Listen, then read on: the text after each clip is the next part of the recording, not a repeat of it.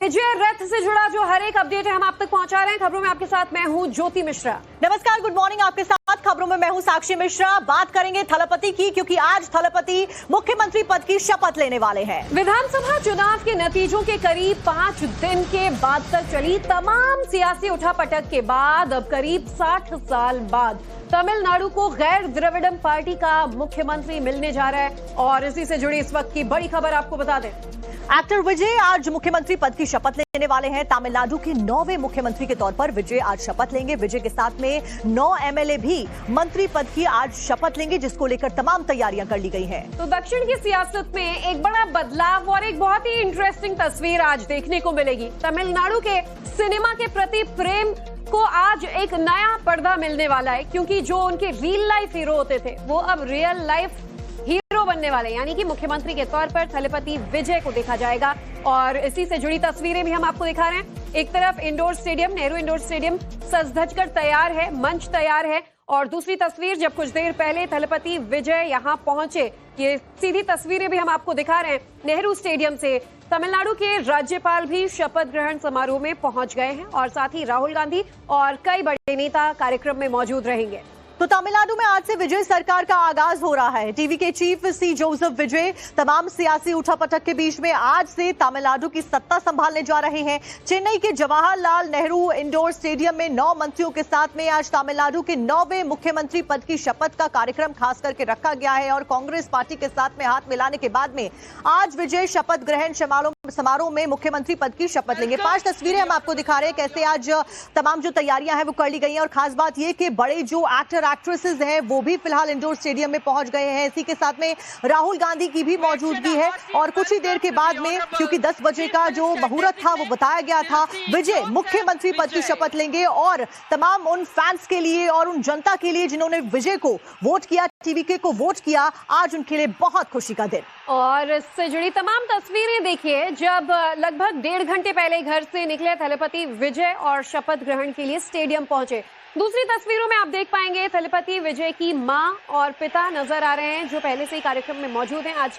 उनके लिए भी ऐतिहासिक तौर पर बहुत बड़ा दिन, जब बेटा मुख्यमंत्री तौर पर शपथ लेगा। और जो 5वीं तस्वीर है उसमें लेडी लक, यानी कि थलपति विजय की पत्नी को आप देख पाएंगे।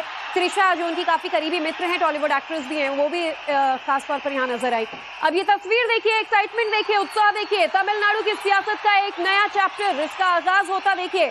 सीधी तस्वीरें आपको हम नवभारत पर दिखा रहे हैं कि तमिलनाडु को आज लगभग 60 सालों के बाद एक नए सियासी सफर का आगाज करने का मौका मिल रहा है। और द्रविडियन सियासत से अलग अब टीवीके की नई राजनीति का सफर शुरू हो रहा है।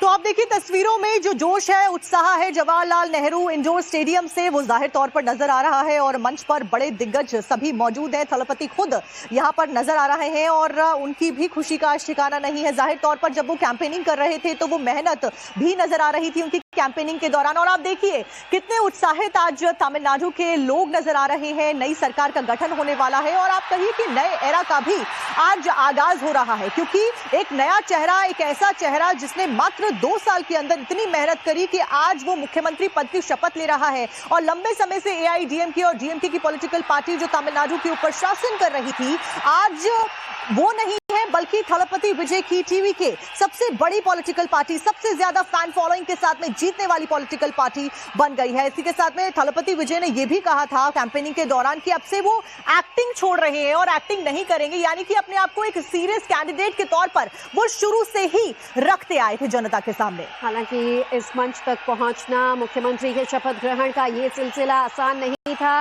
पिछले 5 दिन में ही कई उठापटक और कई मोड़ से होकर गुजरना पड़ा टीवीके को, जब बहुमत के लिए 4 बार राज्यपाल से मिले, लेकिन 118 का वो मैजिकल आंकड़ा नहीं जुटा पाए थे जोसेफ विजय।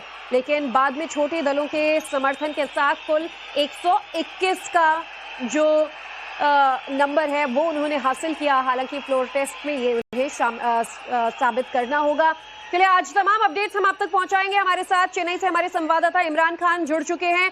नीरजा चौधरी वरिष्ठ पत्रकार हमारे साथ मौजूद हैं और वरिष्ठ पत्रकार यूसुफ अंसारी भी हमारे साथ मौजूद हैं। आप दोनों का बहुत बहुत स्वागत है। पहले इमरान का रुख कर लेते हैं। इमरान, तमिलनाडु के लिए आज 6 दशक के बाद एक नए सियासी चैप्टर का आगाज हो रहा है और तमिलनाडु में सिनेमा का क्रेज तो हमने देखा ही है कि कैसे बड़े बड़े सुपरस्टार्स मुख्यमंत्री की कुर्सी तक पहुंचे हैं, एक बार नहीं कई बार।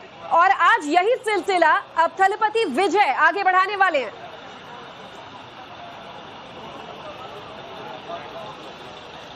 जी बिल्कुल, आप जिस तरह से देख रहे हैं विजुअल स्क्रीन्स में कि तमिलनाडु में एक not only record historic win है, एक बार एक हिस्टोरिक मोमेंट भी है कि जो माना जाता था कि जो ट्रेडिशनल पार्टीज है यहाँ पे डीएमके, एडीएमके, जो द्रविडियन पार्टीज माना जाता है, उन सबको विजय ने, जो सिर्फ 2 साल पहले हुए शुरू हुई पार्टी ने, एक्टर टर्न विजय, उन्होंने पूरे बहुमत के साथ हराया। और जैसे उनको 108 सीटें मिली, लेकिन इतनी आसानी से भी नहीं मिल पाई उनको सत्ता। उनको पिछले 4 या 5 बार उनको गवर्नर के पास जाना पड़ा।